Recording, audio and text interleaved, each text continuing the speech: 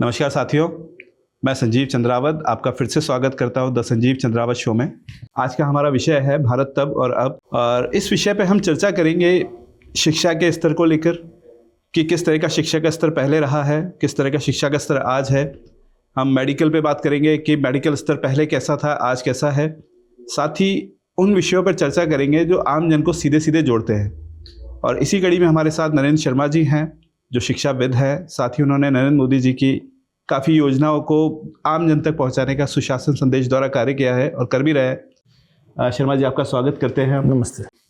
किस तरह से आप प्रधानमंत्री जी की योजनाओं को जन जन तक पहुंचाने का कार्य कर रहे हैं, एक बार हमारे साथियों को बताएं। नमस्कार मित्रों, सुशासन संदेश सही मायने में हमारे यशस्वी प्रधानमंत्री श्री नरेंद्र मोदी जी का जन जन तक अपनी योजनाओं को पहुंचाने का एक माध्यम है। ये माध्यम मैंने इसलिए शुरू किया कि मैंने देखा कि काफी लोग योजनाओं की चर्चा तो करते हैं पर योजनाओं के बारे में जानकारी नहीं रख पा रहे हैं और इस वजह से वो उनका लाभ नहीं उठा पाते। हमने सुशासन संदेश के द्वारा काफी युवाओं के बीच में पहुंच बनाई। उन्हें सरकार के जितने भी उपक्रम हैं, जो स्टार्टअप योजनाएं हैं, उनके बारे में अवगत कराया। उन्हें बताया कि किस तरीके से स्टार्टअप का रजिस्ट्रेशन होता है, किस तरीके से स्टार्टअप की फंडिंग्स होती हैं और भारत सरकार आपके स्टार्टअप को उठाने के लिए, आपके स्टार्टअप को आगे बढ़ाने के लिए आपको किस तरह से मदद कर रही है। हमने सुशासन संदेश के जरिए महिलाओं तक पहुंच की और हमारी लखपति दीदी जैसी योजनाएं और महिला उद्यमी प्रोत्साहन योजना, जितनी योजनाएं हैं जो महिलाओं से जुड़ी हुई हैं, उनके बारे में उन्हें जानकारी प्रदान की, उनके प्रोसेस को उनको समझाया ताकि वो ज़्यादा से ज़्यादा उसके लाभ उठा सकें। किसान भाइयों को हमने जो योजनाएं भारत सरकार की और राज्य सरकार की किसानों के लिए चलाई जा रही हैं, उनकी जानकारी दी। सुशासन संदेश आप इतना मान के चलिए, मेरा केवल इतना सा प्रयास है जितना भगवान राम और रावण के युद्ध में गिलहरी का जितना योगदान था, मेरा उतना ही योगदान है। क्योंकि योजनाएं बनाना, योजनाओं के प्रति ऐसी सोच रखना, आम व्यक्ति के प्रति ऐसी सोच रखना कि उसे ज़्यादा से ज़्यादा लाभ मिले, देश का हर व्यक्ति समान अधिकार के साथ चले, उसे अधिक से अधिक अवसर प्रदान किए जाएं। और भारत एक अग्रणी राष्ट्र की स्थिति में लाकर अगर आज खड़ा हुआ है तो उसका श्रेय हमारे यशस्वी प्रधानमंत्री श्री नरेंद्र मोदी जी को जाता है। और अब जबकि राजस्थान में भी भाजपा की सरकार है तो हमारे मुख्यमंत्री श्री भजनलाल शर्मा जी भी राज्य स्तर पर बहुत सारी योजनाओं को दिन प्रतिदिन शुरू कर रहे हैं और इन योजनाओं से अधिक युवा उद्यमी, महिलाएं और किसान वर्ग लाभान्वित हो रहा है। हम सुशासन संदेश के जरिए उन योजनाओं को उन लोगों तक पहुंचा रहे हैं, उनकी जानकारी उन तक पहुंचा रहे हैं, उसके बारे में उन्हें बता रहे हैं कि आप इन योजनाओं से अधिक लाभ कैसे उठा सकते हैं। आप ये सुशासन संदेश की बात कर रहे हैं, आपने सारी चीजें गहनता से देखी हैं जी। आप किस तरह से देखते हैं भारत पहले किस तरह से था और अब किस तरह से है? देखिए, आपको भी पता है कि आज भारत विश्व की बढ़ती हुई अर्थव्यवस्था है और 150 करोड़ के देश को जब तक एक संकलित और एक सिस्टमेटिक रूप में नहीं रखेंगे तब तक आप इसके ऊर्जा का सही तरीके से इस्तेमाल नहीं कर पाएंगे। हमारे देश के प्रधानमंत्री जी ने यही किया है कि वो देश की व्यवस्थाओं और देश की जनसंख्या दोनों को समान रूप से देख रहे हैं और दोनों को समान रूप से अवसर प्रदान करने के लिए प्रयासरत हैं। अपन इस स्तर पे देखते हैं कि शिक्षा का जो स्तर आज है वो आप किस तरह से डिफाइन करेंगे कि पहले शिक्षा का स्तर क्या था, आज शिक्षा का स्तर क्या है? देखिए, शिक्षा का स्तर ये है कि अभी न्यू एजुकेशन पॉलिसी लॉन्च हुई है। आपको देखने भर से अगर आपने न्यू एजुकेशन पॉलिसी पढ़ी है तो आपको समझ में आएगा कि 1 वर्षीय व्यक्ति यदि कोई कोर्स करता है तो उसे सर्टिफिकेट, 2 वर्षीय करता है तो डिप्लोमा और 3 वर्षीय करता है तो डिग्री। पहले क्या कोई व्यक्ति, कोई युवा जब भी कोई कोर्स में या किसी भी संकाय में एडमिशन लेता था और किसी परिस्थिति में उसको बीच में छोड़ देता था तो वो उसके किसी काम की नहीं रहती। नई शिक्षा नीति जो है वह जोड़ रही है उस व्यक्ति को कि उसका 1 वर्ष का प्रयास भी निष्फल नहीं गया है। सरकार प्रयासरत है कि आपने जो 1 वर्ष में सीखा है हम आपको सर्टिफिकेट दे रहे हैं, यदि आप 2 वर्ष के बाद ड्रॉप आउट होते हैं हम आपको डिप्लोमा दे रहे हैं, और अगर आप कंप्लीट 3 वर्ष कर रहे हैं तो हम आपको बैचलर दे रहे हैं। आपकी समय बाध्यता समाप्त हुई है। शिक्षा को रोजगार परक बनाने के लिए भी, क्योंकि आज का भारत अगर सशक्त भारत बनना है तो इसके लिए उसके कौशल का उन्नयन होना और कौशल का विकास होना आवश्यक है, जो कि प्रधानमंत्री जी का पहले दिन से ही ये विषय रहा है। उनका रुचिकर विषय है ये कि हर युवा को अगर कोई कौशल आता है तो वो हर परिस्थिति में अपने परिवार और घरेलू व्यवस्थाओं को पूर्ण कर सकता है। और भारत को कुशल व्यक्तियों की बहुत आवश्यकता है और भारत से कुशल व्यक्तियों की पूरे विश्व को भी बहुत आवश्यकता है और भारत उसको पूर्ण कर सकता है। आज भारत की जनसंख्या विश्व में सबसे ज्यादा है और आज का भारत युवा भारत है। ये बड़े सौभाग्य की बात है कि ऐसे समय पर हमारे देश के यशस्वी प्रधानमंत्री इस विषय को जानते भी हैं और इस विषय के प्रति जागरूक भी हैं। मैं एक चीज आपसे जानना चाहूंगा, मैं एक मिडिल क्लास हूं और मिडिल क्लास लोग हमारे साथ काफी जुड़े हुए हैं। इकोनॉमिक तरीके से हम देखते हैं तो शिक्षा आज जो है आम आदमी के पहुंच से बहुत दूर होती जा रही है। एक जो शिक्षा का स्तर आप ये कहें कि प्राइवेटाइजेशन जो हुआ है, आज एक आम आदमी के लिए बच्चों की फीस भरना बहुत मुश्किल होता जा रहा है। उसको किस तरह से देख रहे हैं आप? देखिए संजीव जी, प्राइवेटाइजेशन शिक्षा में पहले भी था और प्राइवेटाइजेशन शिक्षा में आज भी है, लेकिन आज हमने सरकारी स्कूल जो कि ग्रामीण क्षेत्र में उपलब्ध है और आम गरीब व्यक्ति की पहुंच पर है, उन स्कूलों में भी बेहतर शिक्षा प्रणाली की व्यवस्था सुनिश्चित की है। आप प्राइवेटाइजेशन के लिए अगर आप लोग भाग दौड़ समझते हैं तो आप यूं समझिए कि आज जब कोई व्यक्ति इसे बड़े प्राइवेट और महंगे स्कूलों में एडमिशन कराना अपने आप में एक लग्जरी का संसाधन बना लिया गया है। आप देखिए जितने भी यूनियन सर्विस में निकलते हैं, स्टेट सर्विस में लोग निकल रहे हैं, वो अधिकतर सरकारी और ग्रामीण अंचलों से क्यों निकल रहे हैं? क्योंकि ये जो शिक्षा व्यवस्था है, जिन लोगों को पढ़ना है, जिनको पढ़ के आगे बढ़ना है, उन लोगों के लिए शिक्षा है। शिक्षा को शिक्षा ही समझिए, इसे लग्जरी मत समझिए। और जो शिक्षा को शिक्षा समझ रहे हैं उनके लिए तो शिक्षा आज भी उपलब्ध है, आज भी उसी स्थिति में उपलब्ध है। और भारत सरकार का यह प्रयास है कि हर गरीब बच्चे को शिक्षा मिले, इसलिए और यदि उसे कौशल की शिक्षा मिले तो भारत सरकार ने नई शिक्षा पॉलिसी के तहत व्यावसायिक शिक्षा को स्कूलों से लेकर कॉलेजों तक लागू भी किया है। आप सीनियर सेकेंडरी स्कूल में पढ़ रहे हैं तो वहां पर भी भारत सरकार ने व्यावसायिक शिक्षा, कौशल शिक्षा को शुरू किया है। कॉलेजों में भी कौशल शिक्षा को शुरू किया है, एक ऑप्शन दिया है। तो व्यक्ति जब वहां पर कुशल हो रहा है और उसके बाद यदि वह किसी अच्छी जॉब में जाना चाहता है तो वो ऑप्शन भी उसके लिए खुला हुआ है, वो ऑप्शन बंद नहीं हो गया है। तो शिक्षा प्रणाली तो इजियर हुई है। आप देखिए आज से 2014 से पहले देश में लगभग 250 मेडिकल कॉलेजेस थे और हर कहीं आप देखते थे कभी भी डॉक्टर्स हड़ताल कर देते थे और सारी चिकित्सा व्यवस्था चरमरा जाती थी और सरकार हमेशा हाशिए पे खड़ी रह जाती थी। हमारे प्रधानमंत्री जी ने इस विषय को समझा कि आम व्यक्ति को मेडिकल फैसिलिटी के लिए अच्छे डॉक्टर्स का होना जरूरी है, इसलिए उन्होंने जो संसाधन उपलब्ध थे देश में, उन संसाधनों के साथ अब हम गवर्नमेंट में जितने खोल सकते थे उतने राजस्थान में भी खोले और हर जिले हेडक्वार्टर पे मेडिकल कॉलेज खोला ही गया है, सरकार खोल ही रही है। उसके साथ भी अगर कोई व्यक्ति प्राइवेटाइजेशन के रूप में या प्राइवेट इंडस्ट्री कोई आती है और वो भी अपनी रुचि दिखाती है तो आप वो भी भारत के नागरिक हैं, आप उन्हें एक सिरे से खारिज तो नहीं कर सकते। अगर वो पूरी प्री क्वालिफिकेशन जो मेडिकल काउंसिल ऑफ इंडिया की पूरी करते हैं तो वो भी मेडिकल कॉलेज खोलें। जितने संसाधन बढ़ेंगे, जितने संस्थान बढ़ेंगे, धीरे धीरे इन संस्थानों की संख्या एक लेवल पे पहुंचेगी तो एक नॉमिनल फीस भी डेवलप होगी और बच्चों को भी और अधिक से अधिक डॉक्टर देश में तैयार होंगे। तो हम अच्छे डॉक्टर्स रेडी करेंगे तो आने वाले समय में हमें अच्छी चिकित्सा व्यवस्था भी मिलेगी। जो सरकारी स्कूल और सरकारी कॉलेजों की स्थिति है, अभी आपसे भी अछूती नहीं होगी ये बात, कुछ स्कूल की छतें गिरी, बच्चों की जो हादसे में मृत्यु हुई, जो इंफ्रास्ट्रक्चर है सरकारी स्कूल का वो साफ साफ दिखाता है कि वो बहुत ही लोअर कैटेगरी का है, जिसमें आज की तारीख में शिक्षा प्राप्त करना ना के बराबर है। देखिए वो ओवरनाइट तो वो सरकार ने या किसी व्यक्ति ने उन इंफ्रास्ट्रक्चर को कमजोर नहीं किया। जो कमजोर इंफ्रास्ट्रक्चर हैं सरकार को पता लगा तो उसमें जो दोषी अधिकारी थे या जो दोषी व्यक्ति थे उन पर सरकार ने कार्रवाई भी की और आगे से सभी ऐसी भवन जिनकी सुरक्षा मापक पूर्ण नहीं हो रहे हैं उनको चिन्हित भी किया। उनके रिनोवेशन के लिए या नए भवनों के लिए सरकार ने बजट भी दिया है। गलती व्यक्ति से हो जाती है या सिस्टम से हो जाती है, लेकिन सबसे बड़ा व्यक्ति वह होता है जो गलती से सीखता है, अपनी गलती को किसी के माथे मढ़कर नहीं। गलती से हाँ भाई ठीक है, पहले कोई कर गया, ठीक है वो कर गया, पहले कर गया तो आगे से पुनरावृत्ति नहीं हो, ऐसा प्रयास राजस्थान सरकार भी रखती है और भारत सरकार भी रखती है।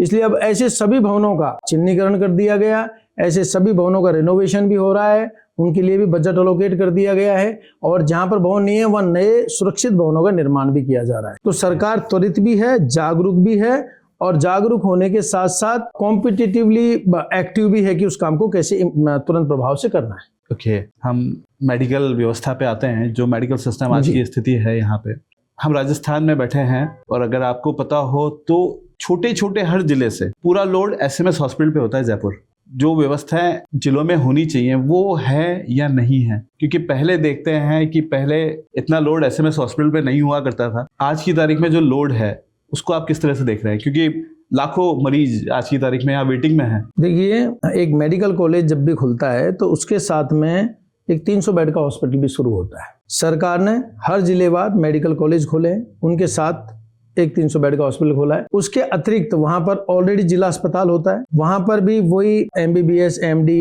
MBBS, MS डॉक्टर्स वहां पर भी अवेलेबल है। कुछ लोगों का विश्वास डॉक्टर विशेष के प्रति ज्यादा होता है, वो सोचते हैं कि वे बड़े हॉस्पिटल में कोई व्यक्ति रह रहा है। अधिकतर ग्रामीण अंचलों से जो लोग जुड़े हैं उनके कोई न कोई मिलने वाले जयपुर शहर में होते हैं, तो वो उन्हें सजेस्ट करते हैं आप राजधानी आ जाओ, क्योंकि यहाँ पर और बहुत सारी मेडिकल फैसिलिटीज अवेलेबल हैं। इस वजह से वह व्यक्ति जिले की तरफ भागता है, जिले से अगर नहीं होता तो वो राजधानी आता है। अदरवाइज तो सरकार इसी बात के लिए तो हम आपको कह रहे हैं, सरकार ने मेडिकल कॉलेजों की संख्या इसलिए बढ़ाई कि डॉक्टर हर ग्रामीण क्षेत्र तक पहुंचे।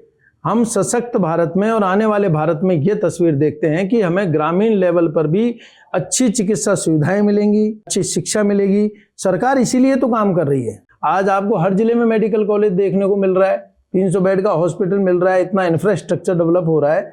ये डेवलपमेंट ही तो आम आदमी के लिए हो रहा है।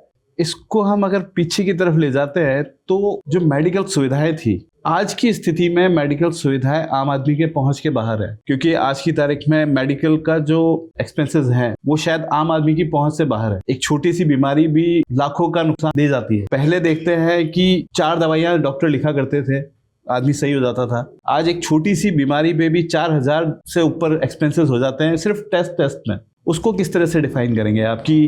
पहले तो इजी गोइंग आदमी चल रहा था कि हाँ इतना एक्सपेंसेस, मेडिकल के बारे में नहीं सोचता था। आज आदमी को अलग से एक बजट निकाल के रखना पड़ता है कि उसके मेडिकल एक्सपेंसेस के लिए, उसके लिए एक बजट अलग से रखना होगा उसे। देखिए, प्रधानमंत्री आयुष्मान आरोग्य योजना और मुख्यमंत्री आयुष्मान आरोग्य योजना, माँ योजना, ये 2 योजनाएं केंद्र और प्रदेश सरकार के द्वारा पर इन योजनाओं की संचालित फॉर्मेलिटीज इतनी ज्यादा होती हैं कि आम आदमी फॉर्मेलिटी यही तो हम सुशासन संदेश के द्वारा उन्हें बता रहे हैं। मेडिकल जो एक विषय है, मेरे हिसाब से एक आज की तारीख में ये विषय आम आदमी की पहुंच से बहुत बाहर है, क्योंकि मेडिकल फैसिलिटीज इतनी महंगी हो चुकी हैं जिससे समझाना भी मुश्किल है। अरे भाई, आपको बताया तो सही, हर जिले में हॉस्पिटल है। मैं इसी चीज पे जानना चाह रहा हूँ, सरकार द्वारा इतनी ज्यादा व्यवस्थाएं की जा रही हैं, मेडिकल को हर स्तर पे पहुंचाया जा रहा है, तो इतनी फीस मेडिकल हॉस्पिटल से जो फीस चार्ज कर रहे हैं वो क्या वाजिब है? देखिए क्या है, प्राइवेट व्यक्ति की या प्राइवेट प्रैक्टिशनर्स की फीस प्राइवेट के साथ में है, और सरकारी सुविधाओं से व्यक्ति अपने आप को ये सोचता है कि मैं अगर सरकारी अस्पताल में जाऊंगा और सरकारी डॉक्टर से मैं फैसिलिटी मांगूंगा या सरकारी डॉक्टर से मैं ट्रीटमेंट कराऊंगा तो मैं सही नहीं हूँगा। जब भी कभी मेरे घर में कोई बीमार होता है तो मैं पास के सरकारी हॉस्पिटल से जाके दवाइयाँ ले आता हूँ। आप ये देखिए, वहाँ कोई भीड़ नहीं होती। क्यों नहीं जाते हैं लोग? क्योंकि हर व्यक्ति प्राइवेट हॉस्पिटल भागना चाहता है, हर व्यक्ति सोच रहा है मुझे वहाँ सुविधाएं मिलेंगी। आप जाकर अपने आसपास कभी बीमार हो तो एक बार आप जाइए अपने पास के सरकारी अस्पताल में, आप देखिए वहाँ पर आपको डॉक्टर्स कितना बेहतर ट्रीटमेंट देते हैं, दवाएं भी फ्री मिलेंगी। आप अपना आधार कार्ड साथ लेके जाइएगा, आपको वहाँ दवाएं भी फ्री मिलेंगी, और आपको वहाँ पर जो त्वरित समाधान सभी तरह की, आपके वहाँ पे डॉक्टर्स वहाँ बैठे हुए हैं, वहाँ पर फैसिलिटीज हैं।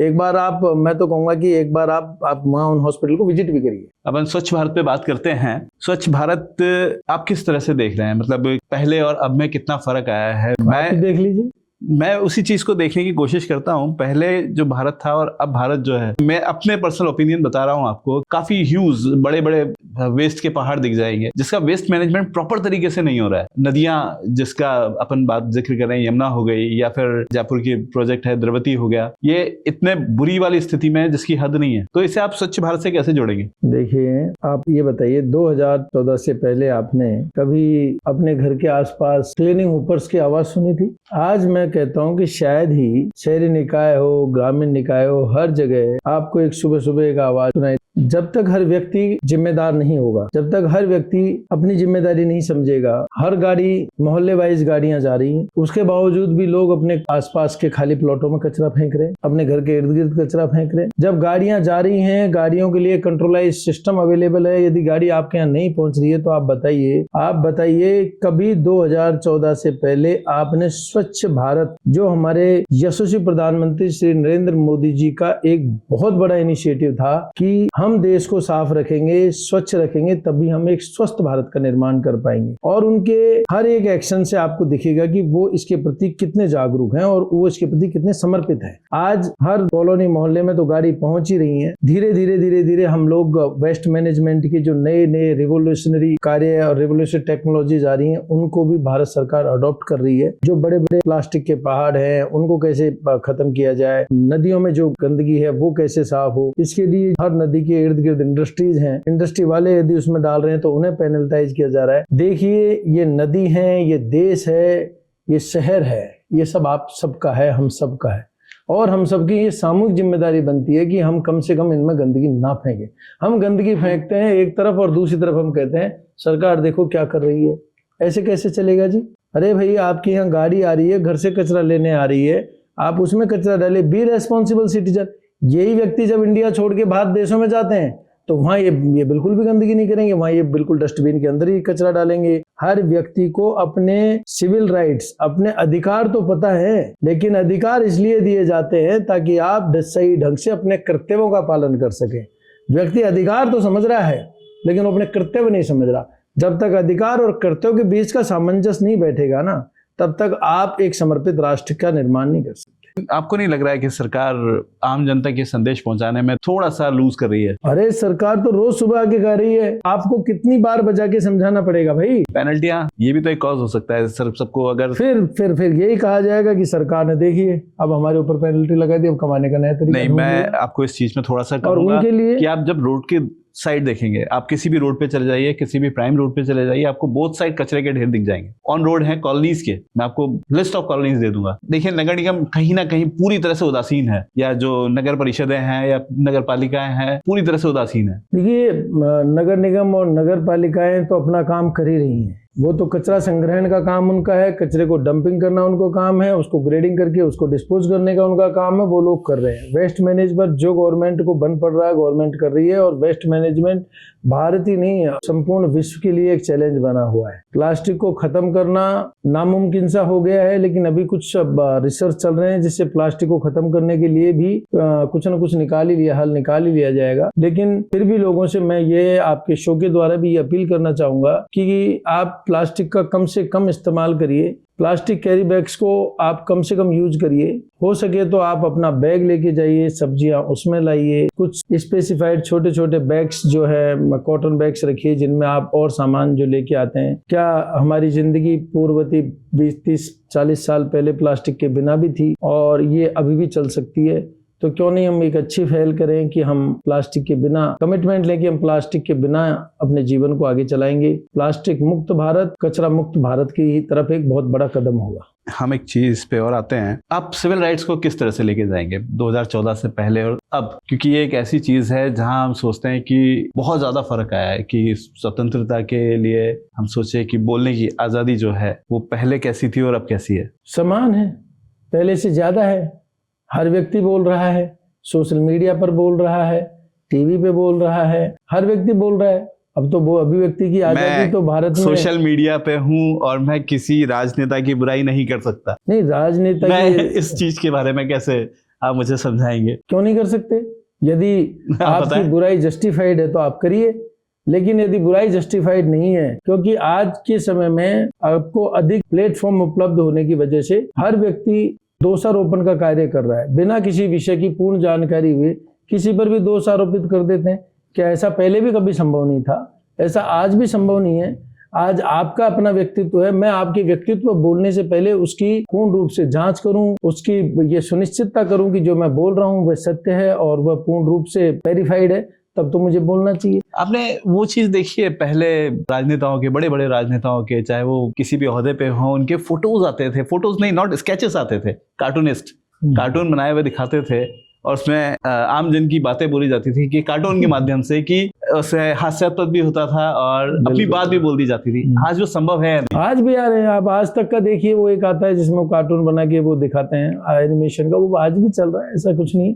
आप देखिए अभी पिछले पिछले 2 महीने की देखिए कैसे नहीं समझ में आ रहे। कहीं अगर कोई कमी रह जाती है या समय पर ऊंच नीच कुछ चलती है तो उसके विषय में आज भी बना रहे हैं, कौन रोक रहा है। अपन वापस अपने विषयों पे आते हैं। शिक्षा की हमने बात की, शिक्षा में बहुत सारी कमियां आप भी जानते हैं, हम भी जानते हैं क्योंकि जो स्तर आज शिक्षा का है वो आम आदमी की पहुंच से बहुत दूर है। जहां तक हम सोच रहे हैं, देखिए एक आम आदमी की अर्निंग का हाफ से भी ज्यादा बच्चों की शिक्षा में चला जाता है। कुछ ऐसे प्रयास जो आप सरकार के माध्यम से करना चाहेंगे वो आप हमें बताएं। देखिए, सरकार ने शिक्षा व्यवस्था को, किसी भी राष्ट्र को आप अगर विकसित राष्ट्र हो तो उसे विकसित बने रहने के लिए, और यदि पिछड़ा राष्ट्र है तो उसे विकासशील और विकसित राष्ट्र की दूरी तय करने के लिए सबसे जो महत्वपूर्ण सोपान है और सबसे जो महत्वपूर्ण जरिया है वह शिक्षा है। किसी भी राष्ट्र के प्रबुद्धता का या संपन्नता का अंदाजा इसी बात से लगाया जा सकता है कि वह राष्ट्र कितना शिक्षित है।